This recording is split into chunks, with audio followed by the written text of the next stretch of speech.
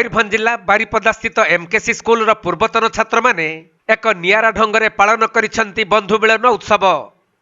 जहाँकि समस्त पूर्वतन छात्र माने एक रैली रे बाहरी सहर परिक्रमा मध्य विभिन्न सचेतनतार वार्ता देइछंती। तेबे विभिन्न समय रे आपण माने देखिथिबे जे बंधु मिलन उत्सव बणभोजी और नाच गीत करी पालन करा जाई थाए, किंतु बारिपदा स्थित सर्वपुरातन एमकेसी हाईस्कूल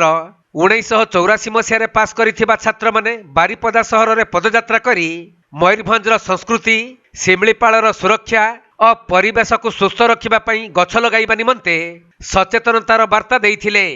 जहाकू विभिन्न महलरू स्वागत करा जाइछि। आमे सब 84 बैच आमे आज गोटे गेट टुगेदर गोटे सेलिब्रेशन बनाउछु एवं आरो गोटे नूतन प्रयास जे आम शिमिलीपाल आम गर्व,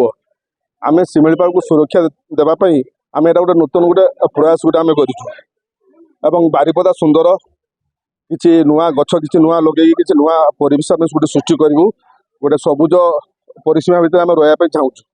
एवं जो पोल्यूशन होची पोल्यूशन पई मुख्यतः गछ लगेवाटा हूँ सबुठ बड़ माने बड़ लक्ष्य एवं से आम आज गोटे बारिपदा टाउन रे तथा आपमों माध्यम रे आम गोटे गोटे मेसेज देवाई चाहूँ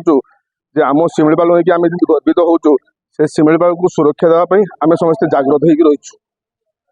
जय 84 जय 84 आम एमकेसी स्कूल पाठ पढ़ुलु, एमकेसी 84 बेस आम पास होइछु एवं एटा प्रत्येक वर्ष एटा पालन करूँ, किंतु ए वर्ष आम नूतन प्रयास आम गोटे करिछु एवं एटा आपनक माध्यम रे आम एटा एमकेसी स्कूल जो आम पास होइछलु सेही स्कूल आम रैली बाहर करछलु। शेष होले आम एटा होची जुबली पार्क आम एटा पूरा शहर भीतर आम परिक्रमा कलु एवं सब लोक को आम गोटे मेसेज देलु जे आम 84 बैच आम एटा नूतन प्रयास जारी करछु जे आमर बैनर नाम होची आम शिमिलीपाल आम गर्व, आम शिमिलीपाल को लेकिन आम एटा गर्व भी आम करूँ तथा पृथ्वी सारा जानी शिमिलीपाल गोटे हूँ नेशनल फॉरेस्ट,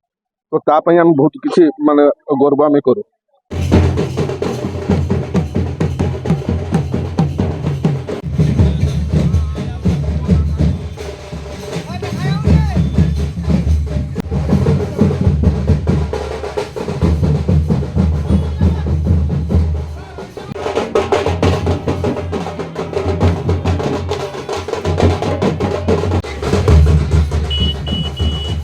मयूरभंज जिला बारिपदारू दीपक पाणिग्राही रिपोर्ट, कोणार्क लाइव।